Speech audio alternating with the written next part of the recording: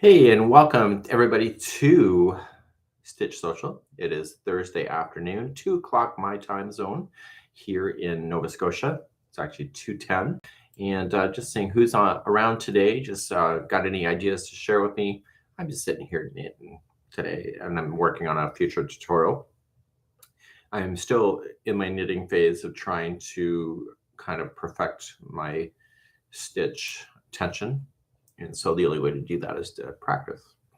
So I'm doing a scarf that looks like a tube scarf in as my kind of my run through. And I just going in a continuous circle over and over and over until the cows come home, until I give up, whatever falls first. So you can say hello where you're from today if you would like to and join the conversations that may happen. Who knows? I have found that doing the live here on YouTube has allowed me to kind of get more into the brain of the people that are using the tutorials versus Facebook. A lot of people on Facebook don't use the tutorial work, so it's better to get it directly here from the source that people are interested in the video work and stuff to give me some ideas. So if you want to say hello, I can see what you're saying, and we're going to go from there. So I hope everybody's good. It is a rainy day here in Nova Scotia. It has not rained since Hurricane Fiona, so the rain is welcome. And usually this weekend is technically Thanksgiving, and usually the peak of the leaves is about this weekend. But this year we've had such a warm fall so far, like really warm, that I think we're at least 2 weeks behind schedule for the leaves really changing their colors. Daniel was speculating that maybe the colors won't be so vibrant this year because of Hurricane Fiona kind of dried things out pretty quickly. But yeah, I guess that's all. Got to do what you got to do. So if you want to say hello today, I'm here and around, and let us know what's on your mind. So I'm currently working through. I have the Iran tile go wrap, so I've got to currently just sit down in the studio for a day and get the next section filmed up. I haven't done it yet, so I'm kind of just glancing the instructions to get myself going on that, and that's something I'm working my way through. So I'm just kind of working my way through here and do.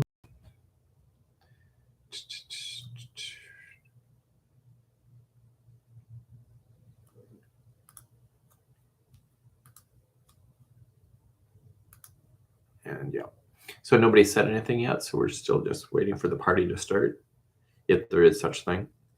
It might be 2 o'clock in the afternoon, might not be a good time to, in my time zone, to chat here on YouTube. I don't really know.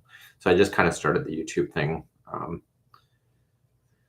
a few weeks ago just to try it out, and I hadn't done it since I think around 2017. We had a kind of a rough experience on testing. We were at a YouTube conference and they suggested to do it, and we ended up with all these nut jobs that were on the live that had nothing to do with crochet, that has nothing better to do than to run the host off the ground. Yeah. So hi there. When is the crochet toggle poncho wrap coming out? Love the photo that went out this morning. So the first video is up, Teresa. If you want to take a look at our homepage of our YouTube channel, you can see that. It's so that kind of went out this morning. So I filmed it late last night, or just before I went out last night. So it was kind of like I saw the texture and I was like, oh my God, so good. So I'm a texture freakaholic. The texture gives me the joy because I can see the work kind of materializing its way out. So here I'm just doing a knit scarf, which I'm finding kind of boring, but because I'm in the learning phases, I'm willing to put up with it. But in the future, my knitting probably will be very textured, just to keep me excited about the stitch work and seeing how it's going to come out. So yeah, so nothing much is going on around here today, unfortunately, and just working through. I learned some new knitting tips last night with my friend Michelle, so I wanted to film those first thing this morning, which I did. And yeah, so Teresa is like in the south. Kind of garment is ideal for the 4 days of cold weather that they have. The 4 days of cold weather. It's It's kind of funny. I used to be a transport driver, Teresa, and I would go down to Texas, and people down there are wearing like hats and mitts and scarves and stuff. And I'm like, and I'm still in shorts. So I guess you get used to where you live, right? And your temperatures are where you are. So I don't know, but it was kind of neat being a transport driver in the middle of winter, driving down, and by the time you get to Texas, it's like beautiful weather. And, but I don't know how anybody can handle living down in those regions in the summertime, especially Florida and Alabama, Mississippi, all those. I've been down there through in the transport, and I'm like, I don't know how anybody lives here, but I think it's just because I'm not used to such hot temperatures all the time. We had a hot spell this summer that lasted almost 3 weeks, and it was awful up here. It was just awful. So I can't even say that our summer was a good summer up here, temperature-wise. It was just so ugly hot. And pretty much it didn't rain for like weeks. What is hot to me? Anything over 100. And I know that's nothing compared to what you guys have, but it was 100 plus the humidity. So it's like it was really hot.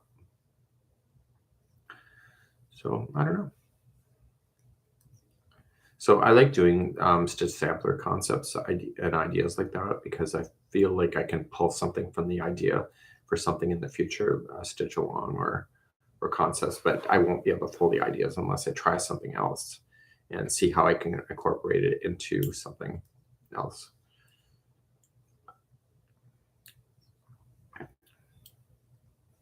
So far the crocheters have been pretty lenient with me on YouTube for not kind of going after me for kind of just switching throttle a little bit and getting into a bit of knitting. So I've been really grateful about that. And it just kind of, I feel like the knitting is just changing my brain cells a bit. It's making me think about the stitches. And I think I just needed that mental break of just, instead of going in autopilot, just to put a project in my hands where I have to actually think about the process and think about my hands and stuff. Seems that you're relatively new to knitter. Why didn't you try continental? So that's true. My mom showed me how to knit when I was a kid, and so I knit. My first thing I ever knit was a Barbie hammock, but I never stuck with it. But the way that I'm knitting now is how she showed me, and because I didn't just try like one evening, like I actually did a legitimate try with my mom for a few months. I'm just used to doing it the way my mom showed me. And I know that I've taken a bit of heat not training in continental, but I think it's just personal. And I know a lot of people have opinions on what I should have done or how I should do it. So I think ultimately in the end, it's how you're most comfortable, right? So I've been crocheting since I was 14, so I'm almost 50 years old. So I've been crocheting a long time. Knitting, I never really had the excitement about it. It's because it's slower. But as a kid, because I was raised on a fairground, so anyway, in the summertime it would be like the fairground, the popcorn, the candy floss, the rides, and so in the winter though, because it was a theme park that was only in the summer, there was nothing to do, and so there was only 2 TV stations. You were lucky if the antenna didn't blow out, and so crafting was my thing. And so my mom exposed us to a lot of crafting ideas. I never got into quilting or sewing, but definitely into the yarn arts for sure. So only in knitting I can do is machine. My needles get far apart with regular knitting. Yeah. So you thought I was wearing a jacket with the fur thing. Yeah, I just got my ogo out of my head. This is off subject, but how are the dogs doing and what are their names? So the dogs are good. Salty is the little one. He's a baby still. He's only 5 months old. And then Puppy Dog is the older dog, and they're good. Yeah. I was never a dog person until these dogs came along. They don't have the typical dog smell, and they're very affectionate. If anybody walked into our house in the nighttime, though, I'm sure they'd be missing some limbs. So they're very protective. They're very loyal, and if you treat them with respect, you get a lot of love back. Yeah. So somebody wasn't wearing their eyeglasses. Yeah. So anyway, so I have some local stitchers that are around me that Yesterday I leaned over to one of my friends, Michelle, and she was showing me how to do some techniques that I was not aware of. And I think that's what's exciting about this process for me is I'm learning, and every day is kind of a new stepping stone. And so somebody gave me an idea to knit this wacky, really crazy project. And I'm like, sweetie, I'm still learning to knit. So I don't want to ruin my joy by tackling a project that is beyond my capability. And I want to go through the step by step. It's like if you've never seen a car before, and all of a sudden a car pulls up to you that you've never ever seen in your life, and they tell you to drive, and you don't even know how to turn the damn thing on. So the way that I see my process is that every project I do is a stepping stone. So my goal right now is to do this scarf in its entirety, just the knit stitch over and over and over, and get my stitches to be more consistent. I've been told they are consistent, but I want to feel more confident that I know that when I pick up the knitting needles, that my stitches will look the same every time. So it's like crochet. If you're in a terrible mood, your crochet can reflect that and how tight you crochet. For example, Squid Game, that series, like I could not even crochet. A was a good story, but B is like there's so much like going on that I just couldn't pay attention, and my stitches were all over the place. So there's a time to crochet and there's a time to put it down and let it go. Okay, how much time would you say you have in a piece as of now? Estimate the hats, I think, take me about 8 hours to do, maybe, maybe a little longer, um, probably longer. I haven't really timed it. So I think it's because I'm comfortable with the yarn in my hands. Like I'm not worried about dropping the yarn out of my hand. And I think that is the difference from when I was a kid. Like when I was a kid, I'd be worried about dropping yarns and stuff. But I think it's because I've been crocheting so long that I know that if I drop the feeding hand, I can just reset my hand without any stress. So I think that's a big part of it. So yeah. So I got a really good compliment this morning, which is kind of nice. I get compliments, of course, on YouTube, but one really struck with me this morning is that the woman said, "I love the idea that you're actually learning as she's learning, and the idea that you're not willing to be scared to take a chance and show others as you're learning, and admit to fault and admit your mistakes." Because I think as an experienced knitter, you would not necessarily make the same mistakes I am, but also it's those mistakes are the learning leaping boards of the process, right? Yeah. How long does it take to crochet a hat typically when you finish? About 2 hours. So I've had to retrain my brain that knitting is a slow process. So the scarf would take me about maybe 3 4 hours in crochet. I'm currently on, I think probably the at least 4 hours so far, and I haven't got very far. However, I am doing in the round, so I am going completely round, so it'll be double the thickness.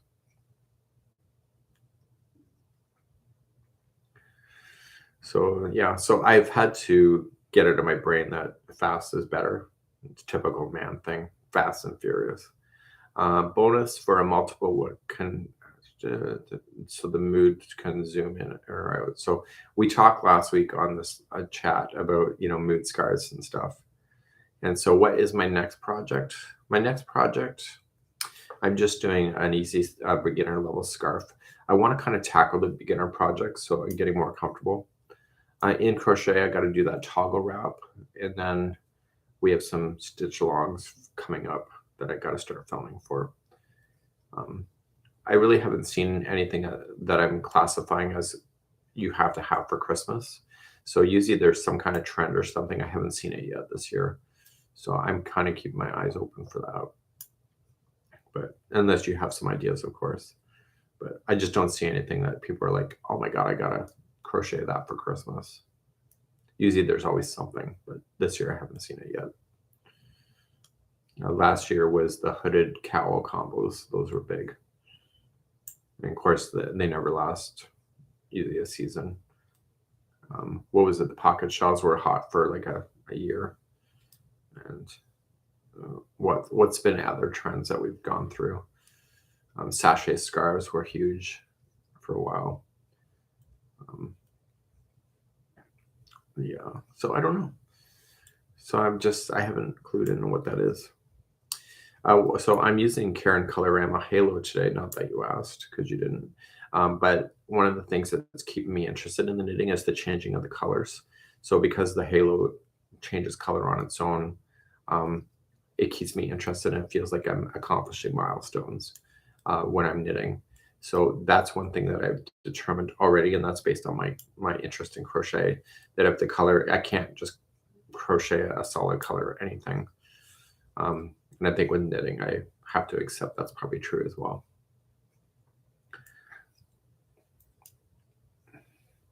So some patterns were yearly trends. Are there patterns you think that are evergreen?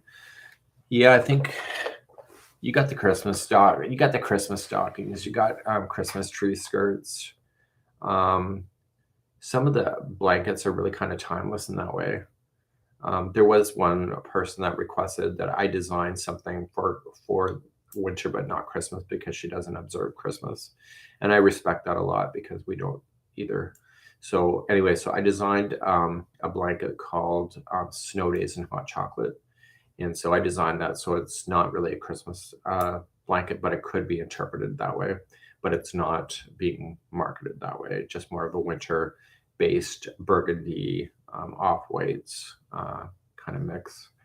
And so it's got snowflakes in it, so you don't have to necessarily put it away once the big boy comes down the chimney, right? So it's just trying to matter of accommodating what people's wishes are and what their goals are, and make sure it doesn't interfere with my own personal, feelings about things. I want to crochet and design stuff that I'm interested in, not just because I have to.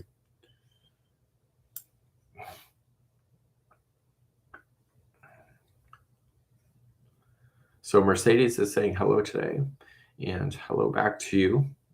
Thank you for joining us on our live chat today. I don't know if I'm that excited today, but it's been a busy week behind the scenes, and just kind of working my way through my stuff. So I did my quarterly budgets this morning. So I had to do a budget. I look at the budget every week, every month, but I did my quarterly budget, to make sure everything is good, because we don't charge for patterns and stuff. I got to make sure everything is in check. So I found a charge today that wasn't mine on one of my stuff. So anyway, I had a file report and stuff. So that's always exciting. So knitting with 60.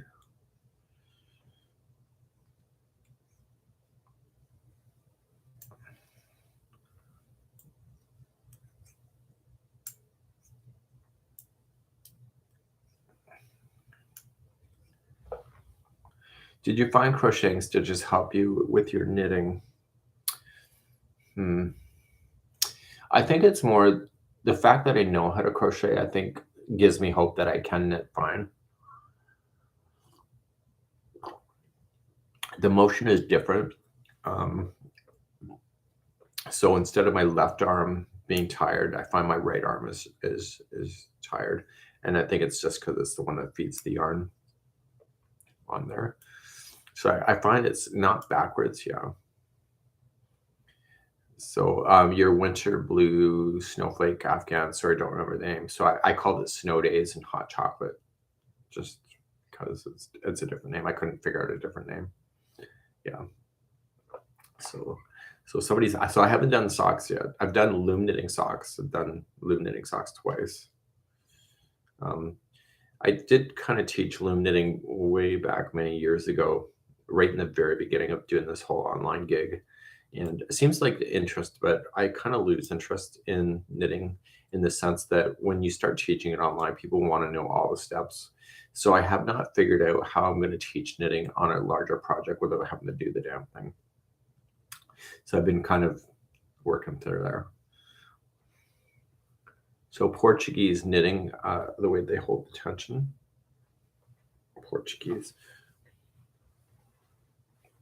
Let me just put this down.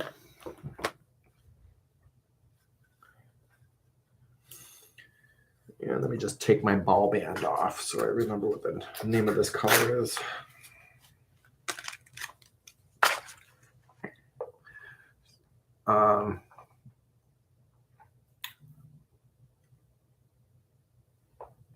So the winter is sometimes strange in Australia. I bet that is. It's like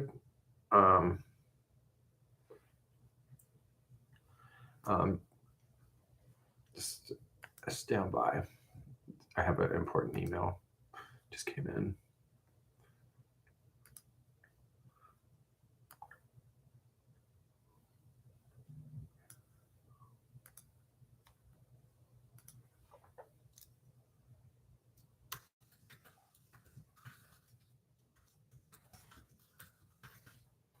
Okay, so just stand by for a second.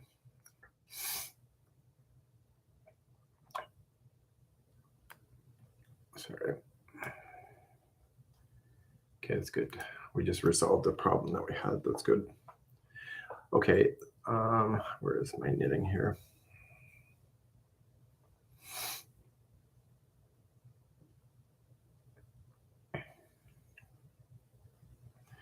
Okay, have you tried continental knitting? I found the transition to crochet.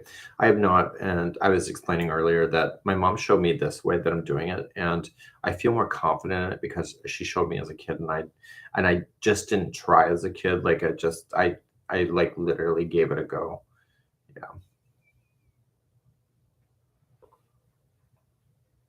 Just stand by.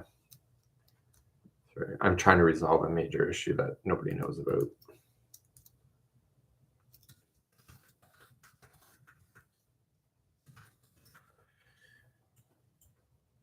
There's a lot of stuff that happens behind the scenes that people are completely unaware of. So I try not to make it the crochet crowd's problem.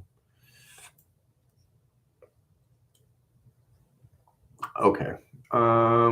Computers. Let's have a try. I'm knitting a zigzag scarf from Ravelry, easy colorful scarf. So I think the continental would be better for crocheters to jump on that. So I'm doing traditional English knitting from what I've been told. And it makes sense because, you know.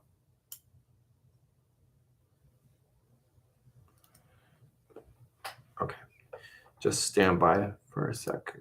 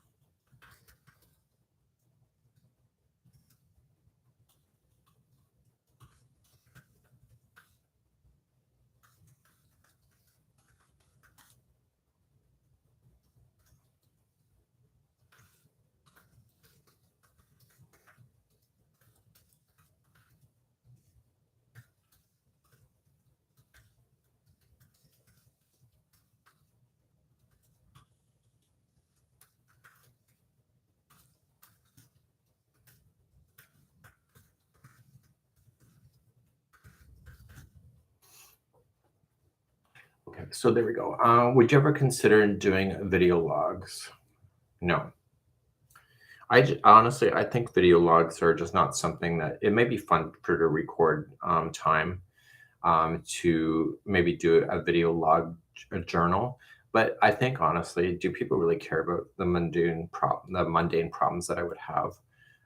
Probably not so much. I've learned with YouTube is that some people care about me as a person, but most people don't, and they're just looking for something to do.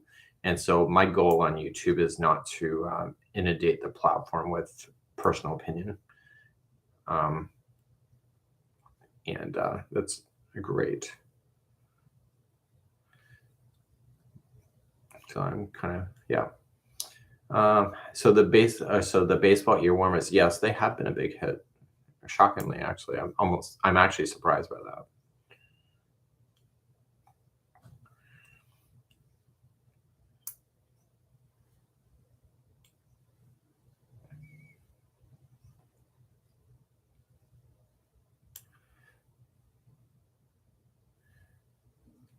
Yeah, so it's been good. Yeah, so what else is new with people? What are people working on? People have too much, want too much TMI.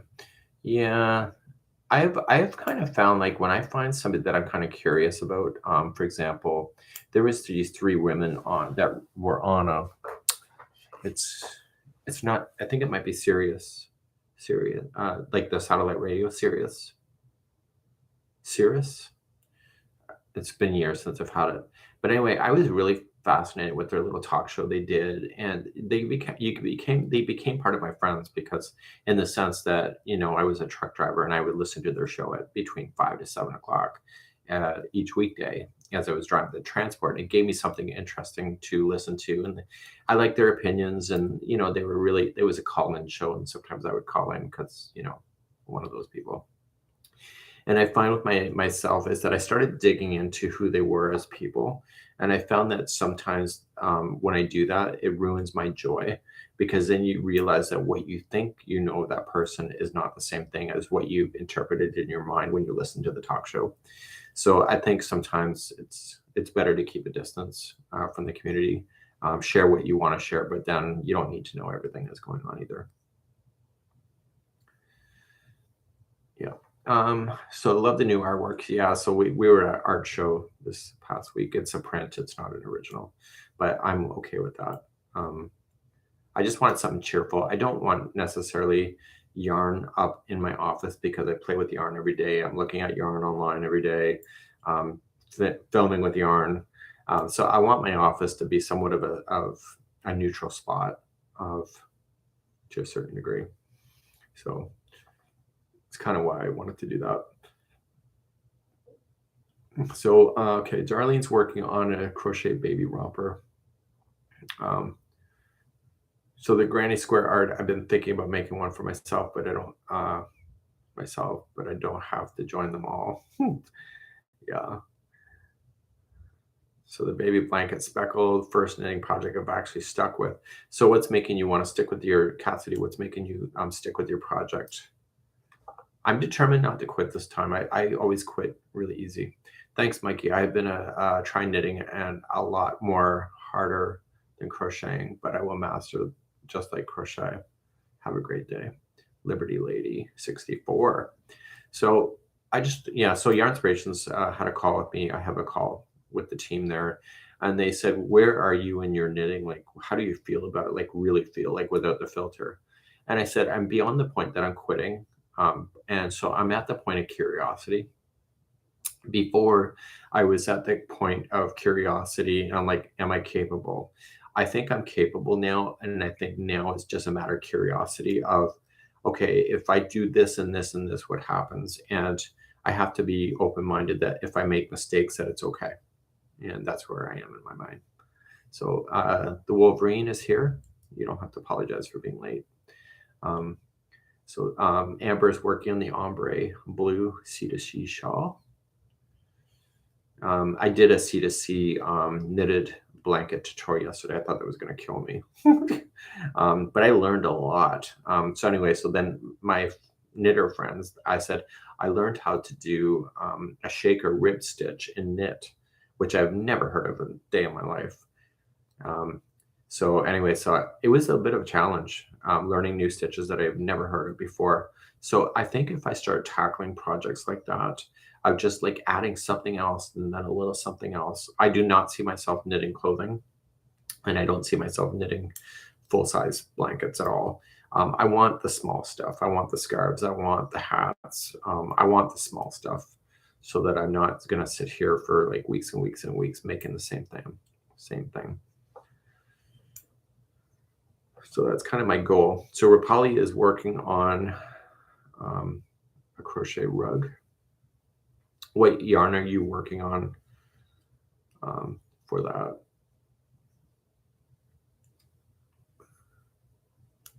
So you just want small items. I think small little happy accidents, I think it's how we're going to go. So anybody watching anything good on TV? We're just binge watching right now or the Dark Side of the 90s on Netflix. Remember, Canadian Netflix is not the same as American Netflix, so we don't get as much choice as you do down in the States. So we get to watch what we watch. But anyway, just fascinating because the 90s is when I feel like woke up. So as a kid, I wasn't allowed to really listen to any music. It was the thing unless it was Christian music, which is at that time not very exciting. And it's also sets you apart in school for being a loser at that time. I don't know how it is today. I don't really care. But anyway, so it wasn't until the 90s when I finally went to college and I bought my first car and I listened to the car radio in the car and I finally hear songs. So I find I'm a 90s girl in many ways of waking out of the stump. So I'm not really an 80s person at all, but I do like the Cyndi Lauper, all those kind of jazz. But so anyway, so it's really interesting series. They talk about Beanie Babies, the life of the internet coming on board. The news host Katie Couric is talking about the internet as like it's a space alien, and that's kind of and Sandy were still alive. So anyway, it was just kind of interesting how we've evolved now to 2022, and that the internet is really so ingrained to us that there's such a strong addiction that I'm not even sure anybody would have predicted on how addicted people would be for that, right? So just really interesting. One reporter was saying the date of her first email that ever went out, and I think it was 1993 for her. And so a lot has changed in the 30 years. I don't know. I find with myself the internet is pretty cool, but then there's ways that it interfere with, I think, quality of living as well. When you go out for dinner, show by hitting the love button or the like button. How many people go out for dinner and somebody's cell phone is sitting in front of them and you find you're talking to them and then they grab their phone? And it doesn't seem like they're responding to anything. They're just grabbing their phone out of a pure habit. And I do that. You know, if I'm not as engaged in the conversation as I should be, I find I just grab my phone and it's like, oh my God. And, you know, sometimes I catch myself doing it. It's like, okay, put the phone. So the other day, Daniel and I, we have date night every week. And I accidentally left my phone in the car. And, you know, we talked the whole thing. And I felt myself when the conversation lagged in there, you know, we run out of shit to talk about. I found myself just automatically reaching with my hand to grab a phone that wasn't sitting on the table. And so I find in many ways at home here, I'm always online pretty much. But I find that sometimes in social situations where the phone needs to be put down and away, I find that I find it's a great excuse to bury in the time of the dead silence. And so Sandy is all the way in Arkansas today. So there we go. But I'm not shy. Oh, Cheryl, I'm not shy about putting your damn phone away too. I attended this one thing where everybody that was at the table was dying to be there, just dying. And I looked up and I'm sitting there and everybody is on their damn phone. And we had a group chat and I sent a message to everybody, put your damn phone down. Like we waited 2 years to be at this moment and we're looking at our phone. And so anyway, I think it's that reality kick. And so people put down their phone and they put the face down. So usually in a restaurant, I tend to put my face down unless I'm really waiting for something so that I'm not intrigued for any social notifications. And also my social notifications are not on for a lot of stuff. So I'm not distracted. So it's, you know, it's a catch-22, right? And so we have Melbourne in the house all the way there. So that's kind of so the internet has been really an interesting monster. It really has created an addiction. I saw this TikTok video last night. TikTok, see, I'm online. And anyway, this kid gets a cell phone for this first time, and the kid is in tears. And I'm thinking, God, remember the time when we didn't even have a cell phone, where you would have to leave your house and go knock on your neighbor's door to see if they can come out and play. And so those times are over for many people, I'm sure. Yeah. So I took social media off of my phone. Yeah, and that's not a bad thing either. I never had a cell phone like full time until 2014. It was that long I waited. So I had a cell phone just on and off throughout, like in the 2000s, but it was just like a pay card or whatever that I did. And anyway, so I'm running the Crochet Crowd. It's 2008's coming. I'm still not on a cell phone, and all these the smartphone has come out and stuff. I'm just not intrigued enough to have a phone. And then so unless I went on my computer, I would not know what's going on. And so anyway, I was out for the day um, doing stuff or whatever. And my assistant that at the time was trying to get a hold of me, and she was facing off with death threats on the Crochet Crowd on a group that we had started. And I felt really, really bad about that. And I'm like, so I instantly bought a cell phone just to make sure that I was connectable at the time. And that group ended up being taken down and out of service permanently after that moment. We just took it down. It's like, God, it's just crochet. And you will not even believe the subject. I'm not going to tell you what the subject is so I don't create a fight here, but the subject was so outrageous on what people were fighting about. And it was just insanity. So I think people look for a reason to fight. So awkward and crafty. I know. You know, I was a step parent, as I admitted to on my video last night. And, you know, that pressure of parents to have a cell phone is ridiculous. Ridiculous. So Wolverine totally remembers the issue. Yeah, it was bad.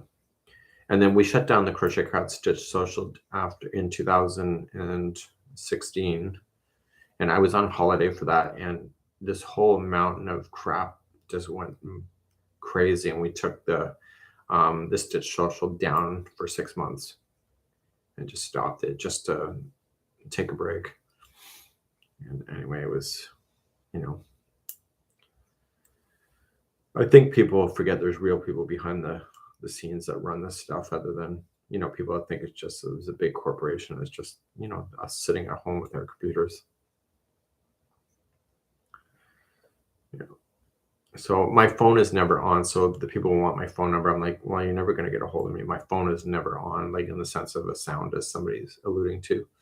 I don't need to hear it go beep, because then that keeps that addiction going of, oh, what's going on now?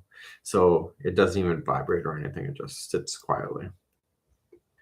And then I saw on TV a commercial about having your phone set to do not disturb mode while you're driving. So my phone does not go off, period, while I'm driving. And it's a good thing. But if somebody's trying to get a hold of me and it's urgent, I will never know about it until I check when I stop on the other side.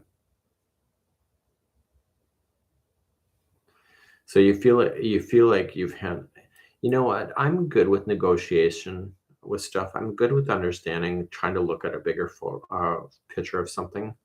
But sometimes my emotions get the better of me too. And sometimes I cannot be, I'm biased.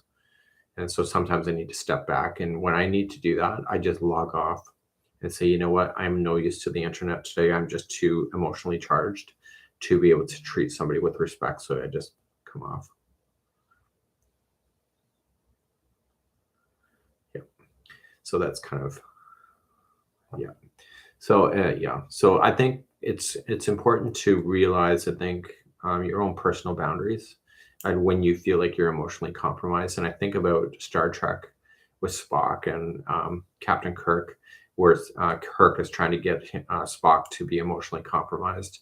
And I think you have to recognize that when you're emotionally compromised, you're done, and to take a break and reset. And it's sometimes easier, better left. Sometimes it's easier said than done, of course. So does anybody have like tips for stuff like that? Like how to emotionally reset if you feel compromised? How do you deal with conflict?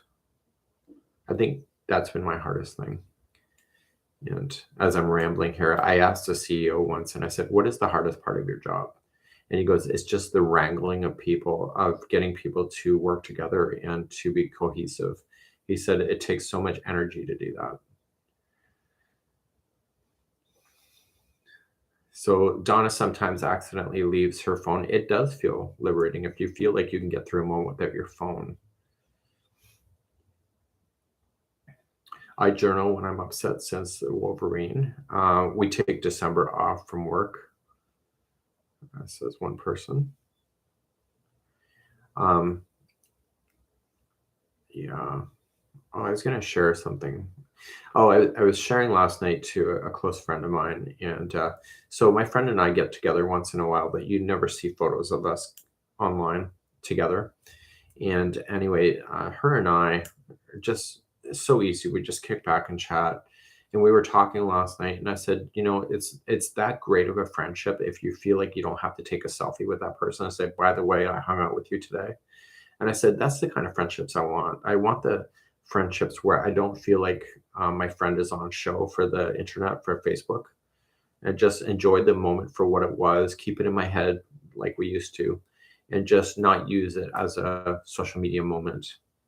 And I said, I think that's the important thing that I've realized about myself is knowing when to leave my phone in my pocket and not document every moment that I'm with somebody, and I think that's kind of thing. And the Wolverine is becoming a lot more selective about who the friends are. So everything Carla was watching on TV, thought she'd come and join the conversation. Welcome, Carla. You're welcome to chime in if you have any thoughts or ideas or casual conversation. Keep it casual today. So I don't know. Does anybody feel that as far as do you use your friends as a social media moment? Or do you feel like you can leave your phone in your pocket and just say, yes, we hung out, but we did not have to document it and share it to social media? I feel that for me is more and more important because I don't know what the purpose is in my brain for why I would want to advertise that I was hanging out with somebody. If it was just a regular casual dinner or lunch or just a coffee moment or something. Yeah. So don't belong to any except for YouTube. So if I accidentally leave my phone at home a lot and realize it, but don't bother to go back and get it. Yeah, it's a good idea. Watch the movie Marry Me. Great ditching social media examples. I think it's okay to document your friendship in photos, but that doesn't mean you have to post your friendship. Yeah, I feel that way. I don't want my friends to be a social prop. I think that's how I feel. Yeah. I don't need this because whose benefit is it really other than your own brain? And your phone's kind of keeping track of you anyway. And will create memory wheels and all of that jazz if you're really that interested in that.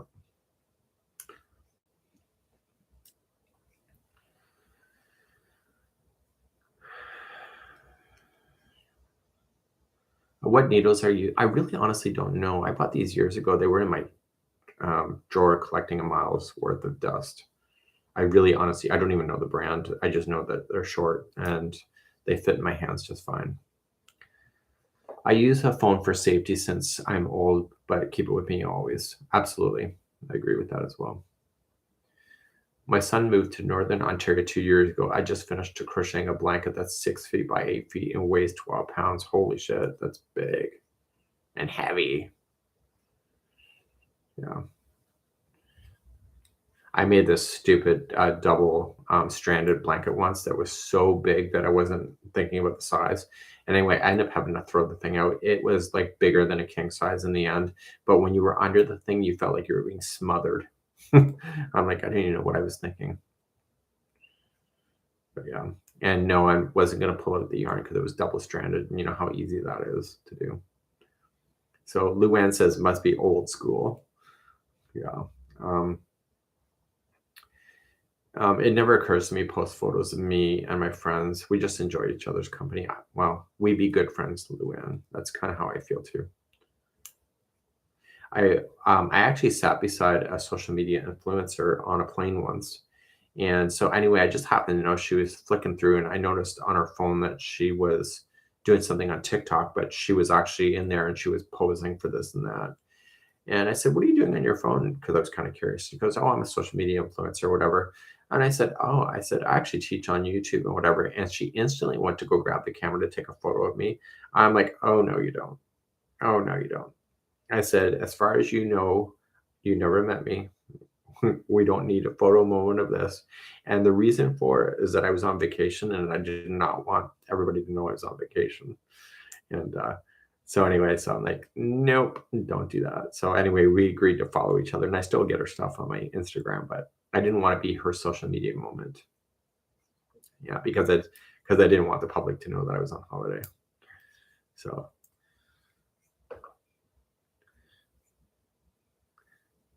have you tried knitting continental?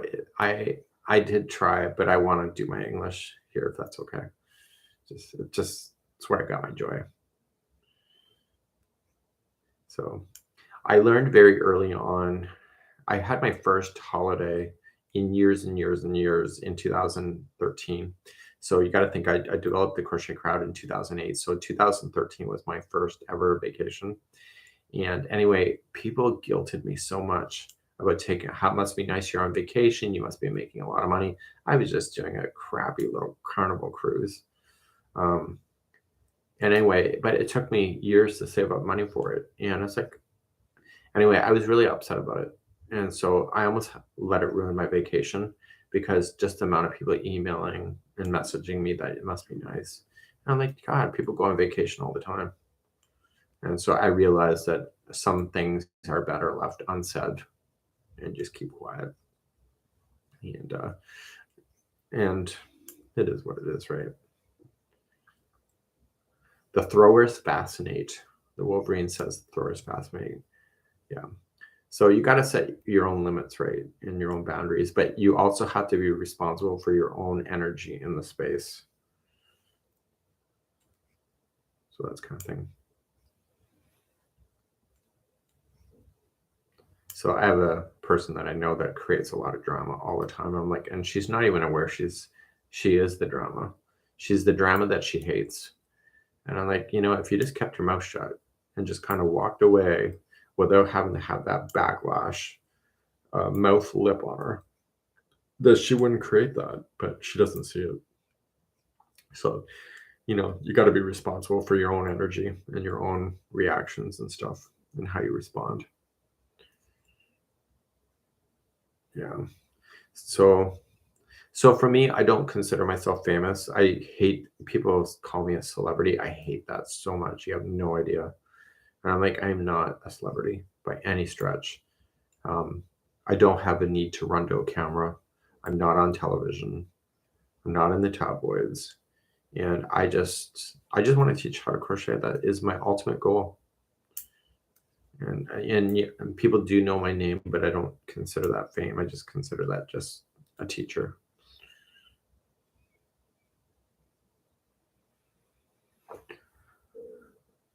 So how much would it take? How much money would you be willing to settle for if you got off social media for a month?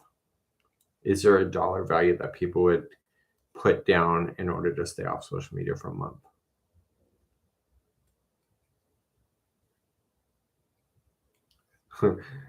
Carrie said free. Um, Myself, I have an addiction to Tim Hortons tea. And honestly, if I don't have my tea twice a day, I literally will have a bird, a cow, some kittens, and possibly, some pigeons out of my ass.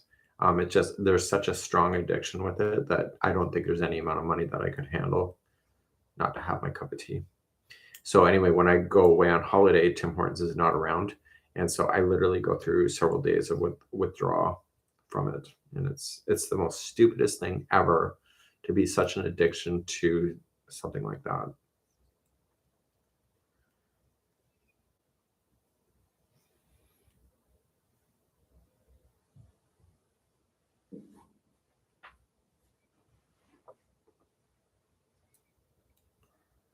So Sheila's commenting about a friend who always cancels on our little group. Yeah.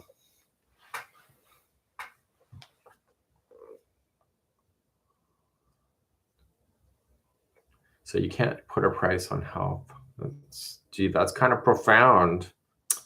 Jeez, Donna's good thinking today.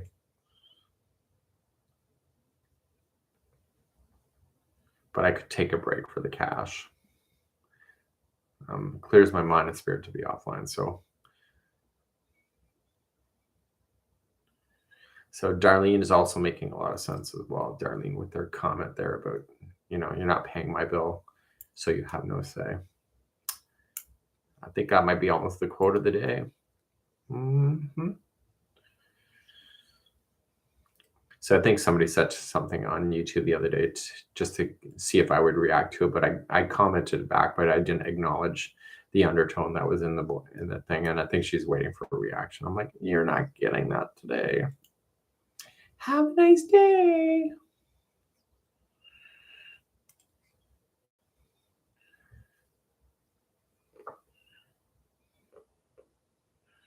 And it's the caffeine I'm addicted to. I think it's exactly, but I can't seem to duplicate the same high based on making my own cup of tea.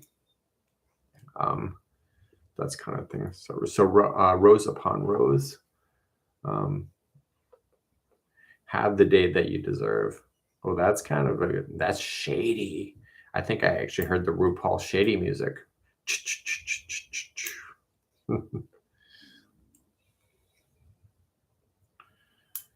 That's really shady. Love it. Love it. Am I done this down scarf yet? No.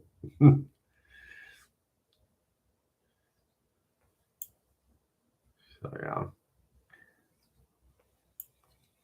I feel like mentally, you didn't ask, but I feel like mentally I'm a kind of all RuPaul. I've been kind of consistently watching since season 12, I think. Wasn't really till the pandemic dropped that I started really kind of watching RuPaul. And so now it's like RuPaul, and I find it's a little too much RuPaul lately. I kind of get tired of the queens fighting with each other. It's like, oh my god, this one's full of drama. That one's gonna be fighting in episode 2 with somebody, and 3 and 4. And why don't they just get rid of her? But then if you get rid of her, you don't have the show drama. So I'm like, oh. So I started watching. I think RuPaul UK is on right now.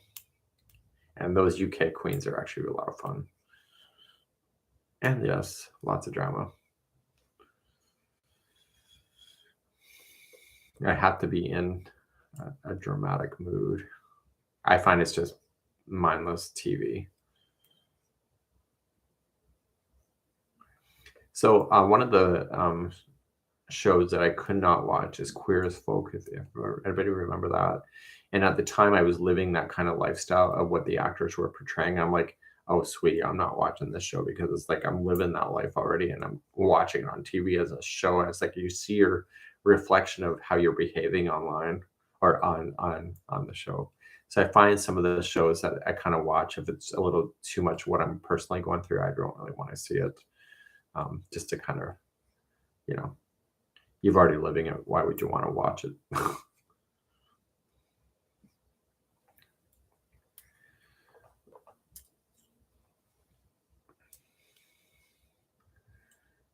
Okay. YouTube is my primary social media platform.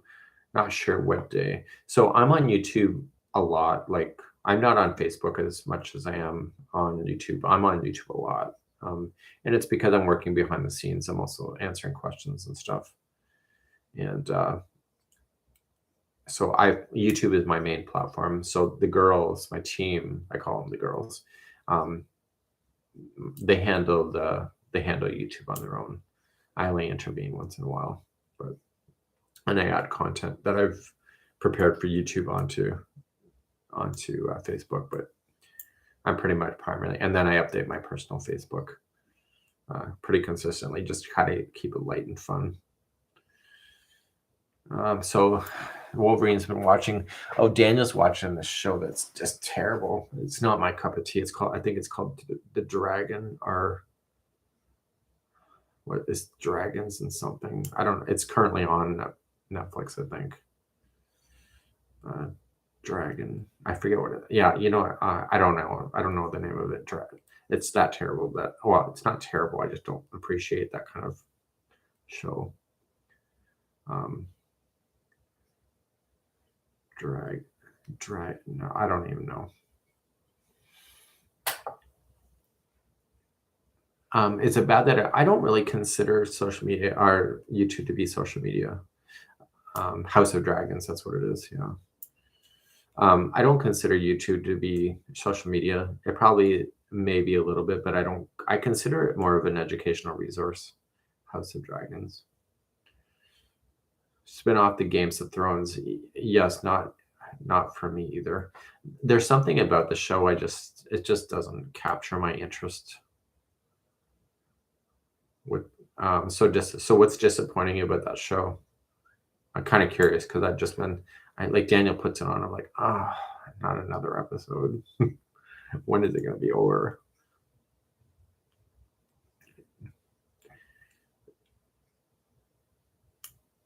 I don't know.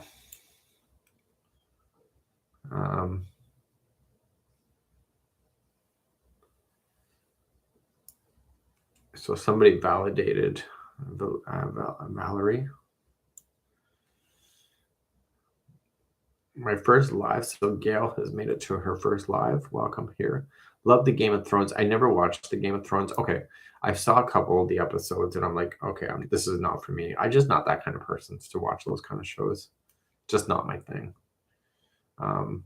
Mikey, what can you do with crochet hats and ear warmers that stretch out? Unfortunately, with crochet, once it stretches, it's done. So you could like sew. Actually, you could sew like an elastic, fabric elastic on the interior and the brims and bring it back. That's what I would do. They do that for what is it? The one they do that. Oh, they do that for berets. When you make a crochet beret, you literally wrap the brim around an elastic, a fabric elastic that you would have like in top of pants and stuff, and then that will then keep it there. So you can add fabric to the back of your blankets. And Donna Roach says hello, all the way over from Saskatchewan today. The storyline is lost in drama. The show is just trying too hard. We're talking about the House of Dragon. Keeps jumping, so you can't get vested in the characters. Yes. You know what other show was jumping like that was The Sandman, but that was kind of interesting, a little bit of fantasy. I thought it was going to be a horror movie, but it really wasn't. The toddler slipper crochet pattern. How do I modify it if I want to make it 2 sizes smaller than the pattern? Any help? I would reduce your crochet hook to be smaller. Yeah. So I really enjoyed The Sandman too. There was something about it. It was fantasy, it was new. I am so over all these shows trying to rewrite Batman and Superman and Wonder Woman and all those. I'm over it for those. I'm like, is there no other creativity when it comes to characters or superheroes? Why does it always have to be a new rewrite of Batman or Superman? It's like, God, let's move on. So for myself, when I see Superman, I'm still thinking Christopher Reeves. That's how old I am. So I feel like the other ones are like an abomination of the storyline of changing the past and all of that. And I'm just not buying it.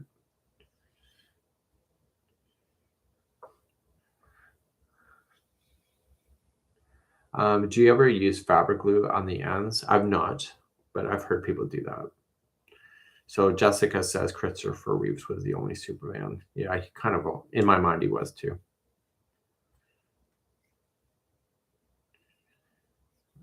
Oh, I'm not a Superman. Oh my God. He at least had abs. I got one. Mikey, can the log cabin be enlarged? Yes. You can go as big as you or as small as you want to go on those things. So that's a definitely yes there. So Jenny Cole, oh my God, has anybody seen She-Hulk?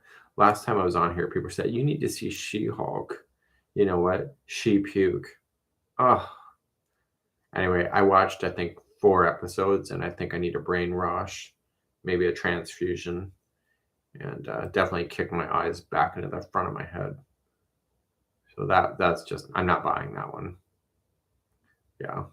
So people said it's a great show. It's a great show. So I told Daniel, apparently they're saying on um, YouTube it's a great show. Maybe we should give it a chance. And anyway, yeah, yeah. It just, yeah, yeah.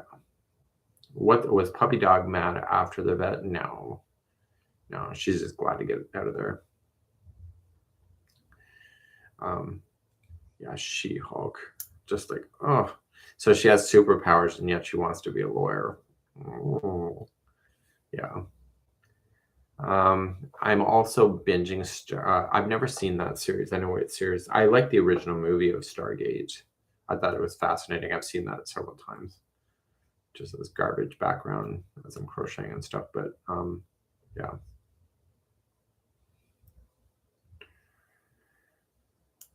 So yeah, it's kind of fun. So somebody says, "Oh my God, you have watched it." Xena was really hokey at the end. I never got into Xena. Do you do any work with graph GANs? I love to try them, but it seems intimidating. Are they done with mosaic crochet? Graph GANs are usually tapestry crochet or they're bobbin work. I'm not really, I can appreciate a good graph GAN project, but I'm not in the mood for the bobbins and make pictures on blankets. It's really not my jam. But you know who really is Sarah from Repeat Crafter Me. And she's got a little bit of tutorial work for those. And she is constantly pumping those things out. I think I've seen Yellow Jackets. I don't think we finished the season, but I think we lost interest in that one. So yeah. So I don't like machines. I want a handmade. Yeah.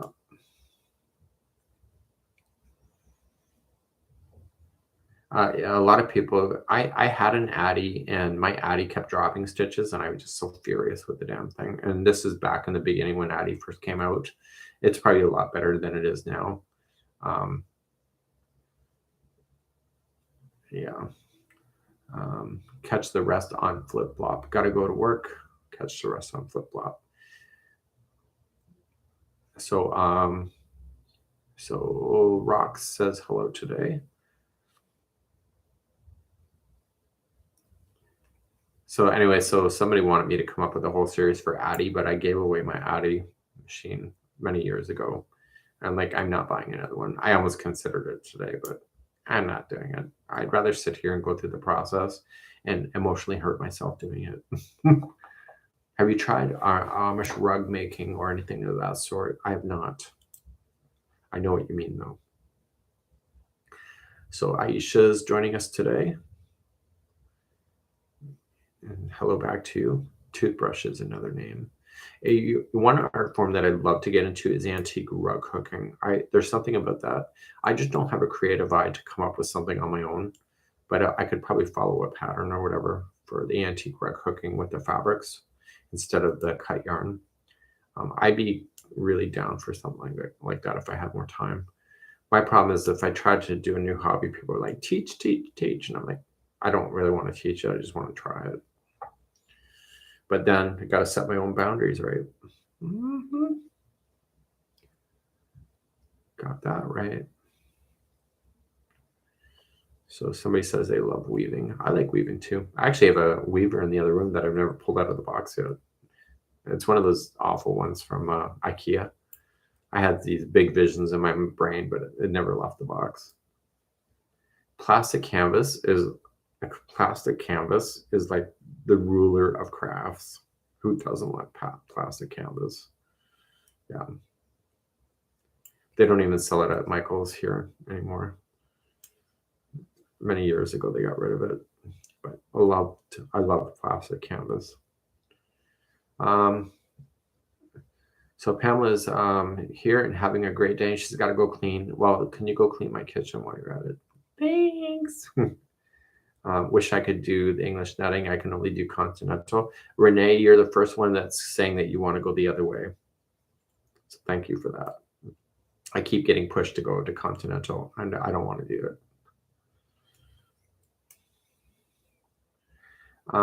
Did you watch Manifest? Okay, Manifest, I started watching it, but then I realized that they canceled the show, and there's no cohesive ending on Manifest. So I decided, and it almost has like a religious vibe to it, which I don't really want to be part of. But because the show was left it open ended, we quit after the beginning of season 2 because we realized that we'll never have a true ending. And I could be totally wrong, but that's kind of where we had.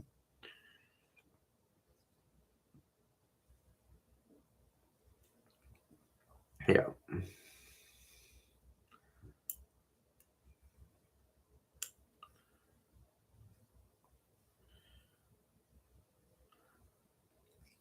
I think you just gotta, it's like crochet, you hold your hook. One of the reasons why I cannot get my certification as a crochet teacher is that I refuse to tell somebody to hold their hook or the yarn a certain way because there is a set standard for that when you're teaching.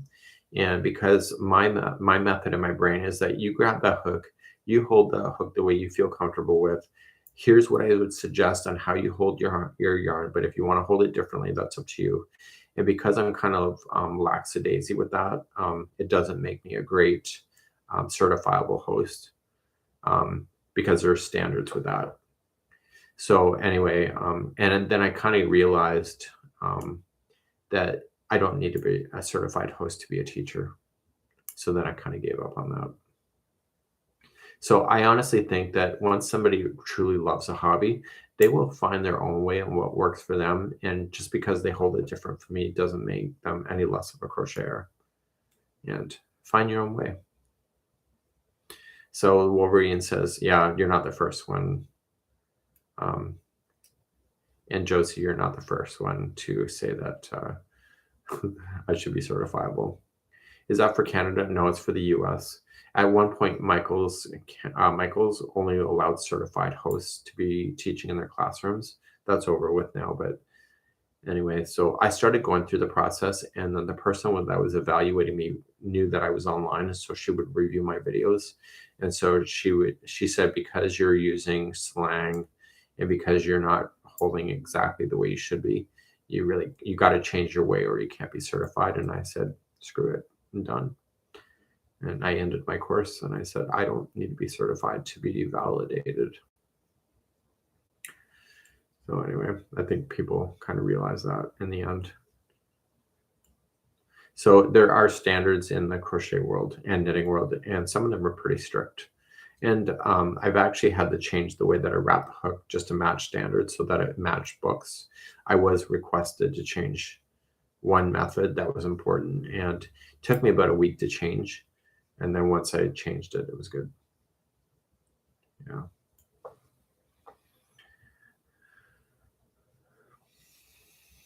Am I done yet?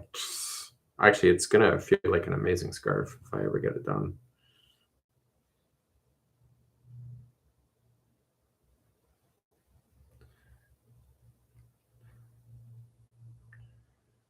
Yeah. So sometimes you just got to stick true to your beliefs, right? So Tracy probably holds the yarn the same way Daniel does. He holds the yarn like he's knitting, but for Daniel, he's a very slow crocheter, so it's not his jam because it takes forever. Or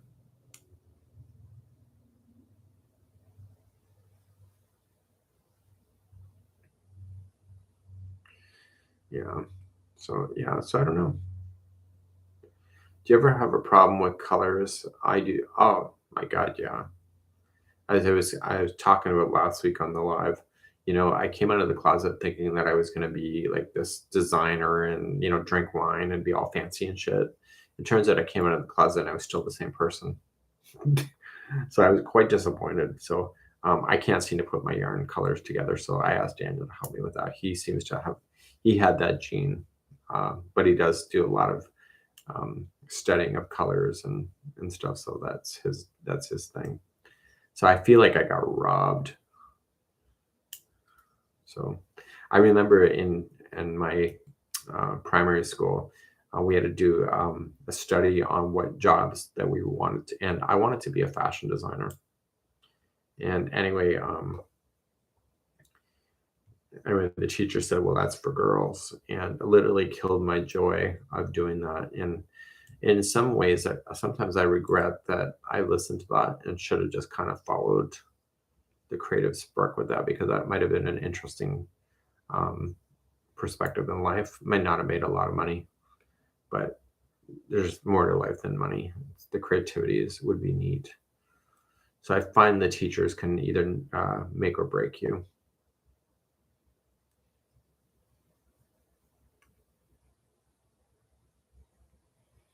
So yeah, so that's kind of what we have going on.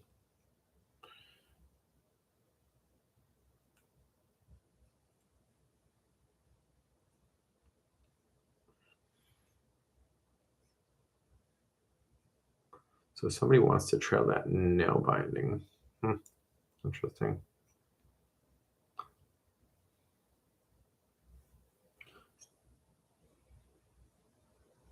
So this yarn is the brand new Karen Colorama Halo. It's got a bit of lash yarn to it. It's very, very soft to work with, and it transitions in color on its own, like a really seamless line of color. So by the time you get from one side to the other, the scarf will be a completely different color.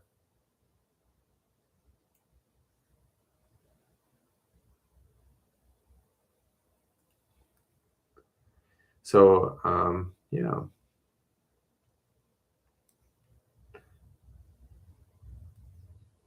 So the best revenge you could ever have is someone to prove them wrong. As per my grandmother, that's kind of true.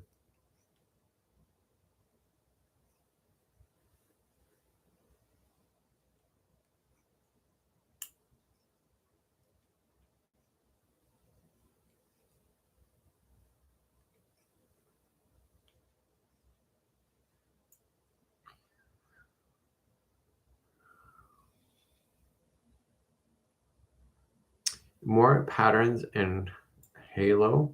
I think the patterns right now for Halo might be done for now. I don't have a preview of what's coming for patterns until it actually lands in the public eye. So, but usually all the patterns come out with the yarn when the yarn comes out. If the yarn gets renewed by the retailer, meaning that it stays on the shelf, then they'll keep developing more patterns. So I don't know what the future of Halo is, whether it's going to come back or whether it's going to stay in stock or what it is. I'm not given that information to know. But I do know that if more patterns keep coming, chances are the yarn is going to be staying around for a little bit longer. And so some of these yarns are just more of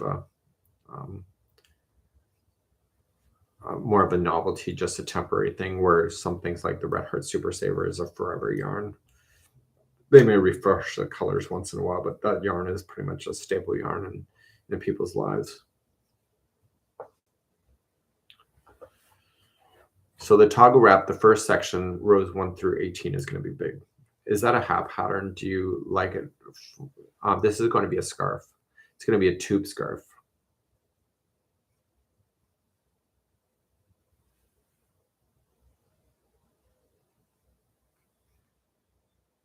So Joe, is it Josie or is it Jose? So I'm trying to, Stewart is the last name. I don't think I'm saying your name right. Will the Halo be available in Canada at some point? I'm not sure about that. It is available on yarnspirations.com to order online for Canadians. I don't know if it'll end up in Walmart or Michael's at all. So I don't know. So I've never made a tube scarf before, so I'm kind of I'm intrigued to actually finish the damn thing, which is shocking. So I should be Josie.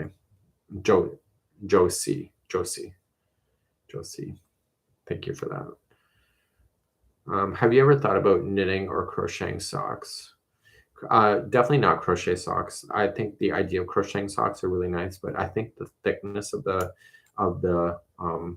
stitch work in crochet socks don't necessarily make it comfortable. And I think knitting socks is probably better. I'm guessing. So I don't know.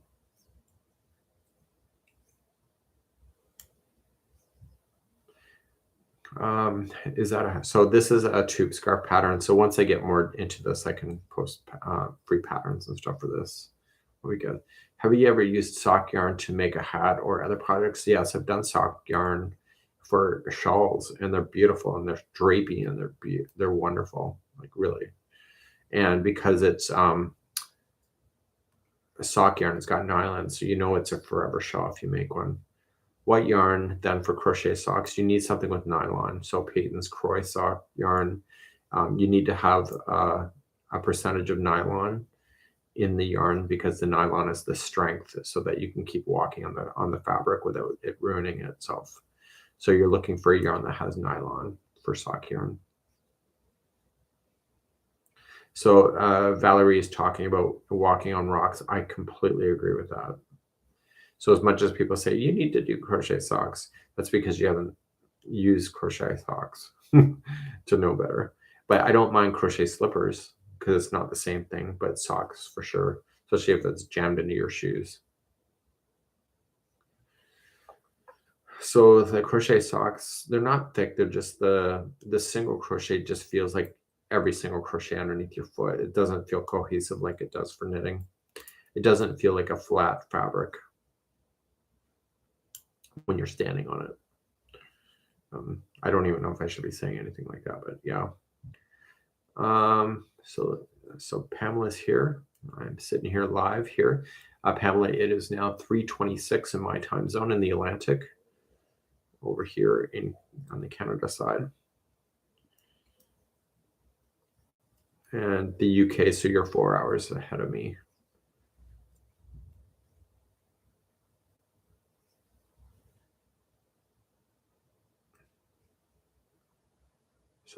So Cassandra is working on crochet slippers. And what do we got? The bulky feel, I can feel the stitches in crochet socks. Absolutely. Slip stitch is a lot like knitting in the look, maybe work for the socks. Yeah, I guess. So why is everybody doing 16 videos on YouTube? Okay.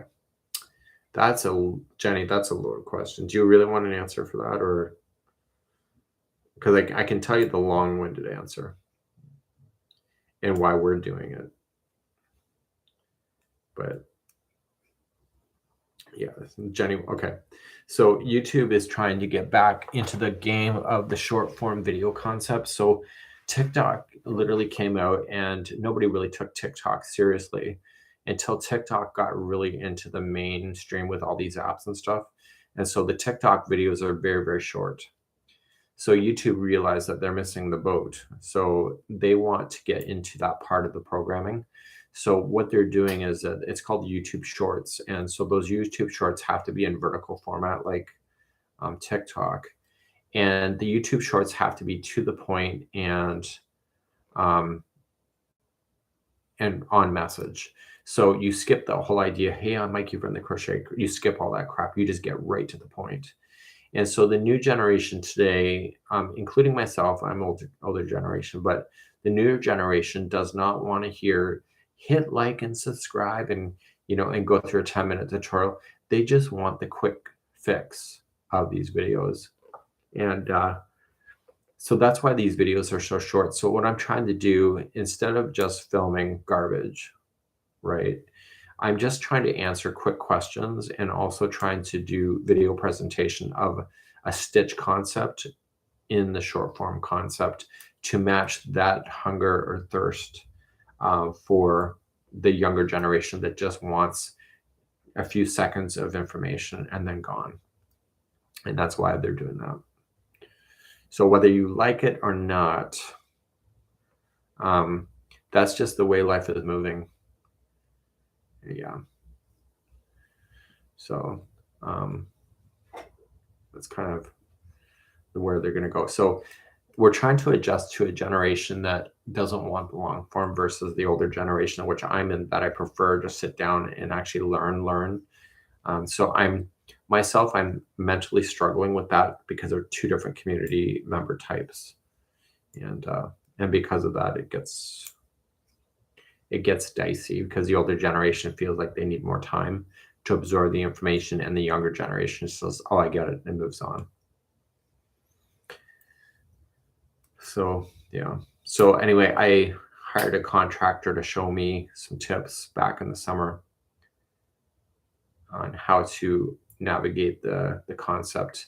And essentially, I have to be and stick to the point in 3 seconds or less. And for me, that's a struggle.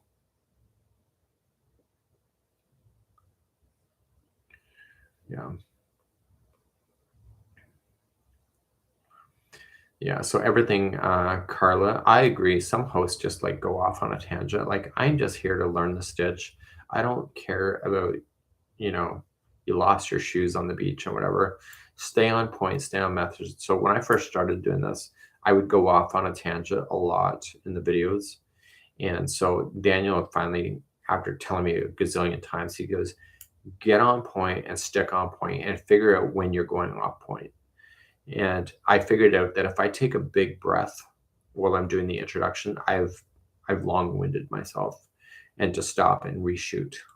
And he said, as soon as you do that, you're indicating your body's telling you that you're bored already and that your viewer is already going to be bored. Yeah. So yeah. So you have to determine the shorts, whether whether there's value in the educational component. But I don't want to run shorts. They say to mimic other people. So if somebody finds a great pair of shoes and their tutorial works really well, then I should find the same pair of shoes and mock it. I don't want to do that. I want to keep my shorts pretty much educational based or something that you can learn. So that's kind of the method to the madness.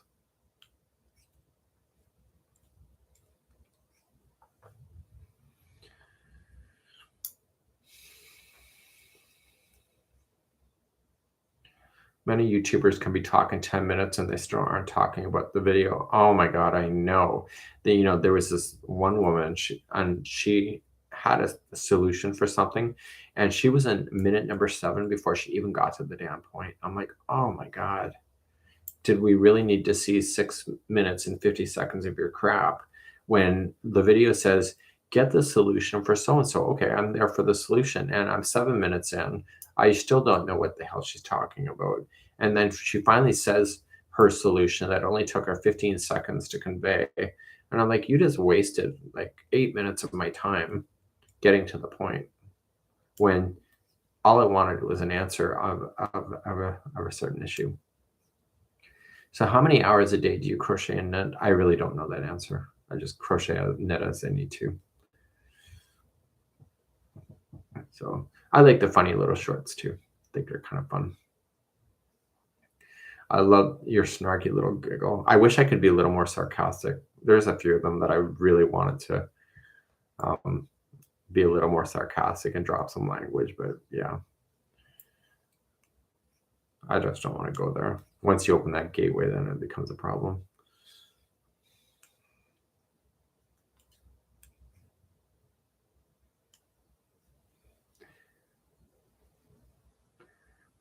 So yeah, so if you give me a quick like here, that would be awesome. Hey, dude. I'm apparently a dude today. Hey, dude. How are you doing? I'm doing good. This dude is doing good. Yeah. So somebody's been working on clothes and mini Christmas stockings, says Carla. I have more of withdrawal from crochet than I did in social media. I went away for the weekend without any yarn. It was tough to recenter and relax. Oh, that's got to be rough. Yeah. So Jancy says it's a term of endearment. How did they say that on Michelle and Romy's high school reunion? Keep telling yourself that. Oh, goodness. Jancy, you made me laugh today. Thank you so much. Yeah. I will never make handmade Christmas presents ever. What do we got? Can you tell me why knitters are always slip stitch the first stitch? Oh, that's a really good question. No idea. Let me know when you find out the answer. I honestly don't know that. Didn't even know that was a thing. So I don't know how many times I have watched Michelle and Romy's high school reunion. I think I like the music. I think I like the storyline. I think that I like the nonsense of that movie. So the slip stitch keeps your edges neat. Well, that's going to be interesting. It's like the chain at the end of a row. Oh, I'm going to have to look that up now. Damn. I just did this ugly headband and the edges look like shit. It was like, ah. And I don't know how I could have got it any better. So maybe the slip stitch is what I needed, right? Makes a pretty little V-stitch.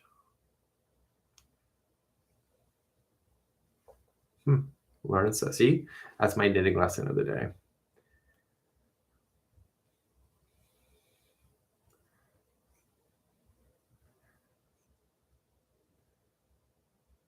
So Fatima is joining us today. I think it's Fatima. I had a friend with that same spelling, and it was Fatima. I think I'm saying that right. Slip stitch, slip stitch, slip stitch. Lots of advice on the slip stitch. Well, somebody opened the gateway on that answer.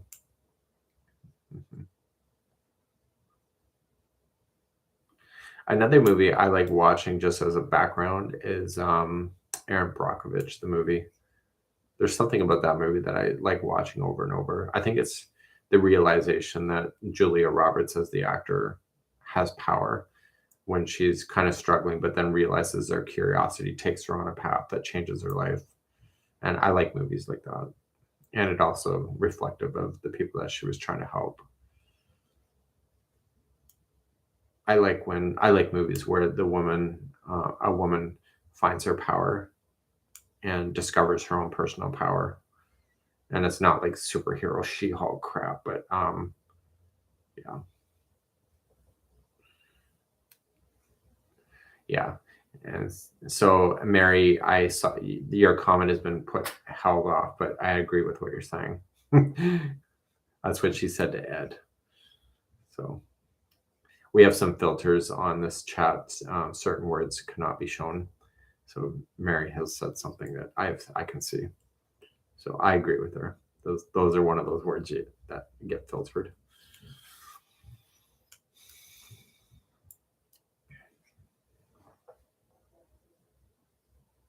And we have that word filtered. It's female anatomy.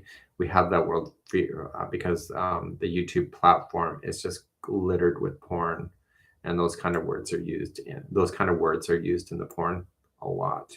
So anyway, I have that word censored as not being shown.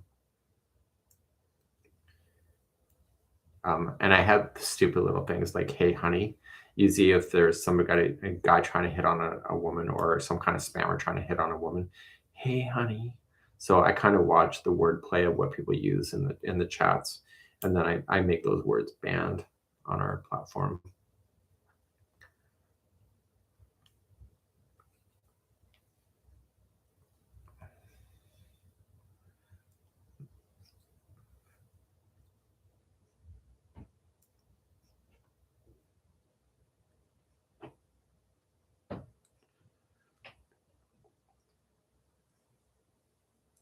Yeah, if I didn't have those filters on, the amount of porn links that you would see in our commenting is astounding. You have no idea. No idea. The amount of filtering that goes on daily. Oh my God, it's like nonstop. So as soon as a video goes out, the spammers just come alive and just start spamming. And then they start responding to people that are leaving comments. It just auto spam. And so anyway, it's all that crap. Yeah. Sweetheart is not one of them that I have, but yeah. I like knitting in the round. I can keep going around and around forever. Yeah. Anyway, Daniel's walking around upstairs, so I'm going to go and see what's going on. And I hope you all have a great afternoon or evening, wherever you are. I did get a little bit more of my tube scarf done. It's so soft. And so I started this last night. So maybe I'm not a slow knitter. Don't tell anybody, it'd be our secret, because then they're going to ask me to make a damn sweater or something. So have a good one, and we hope you all have a great evening, and we'll see you again real soon. Bye-bye.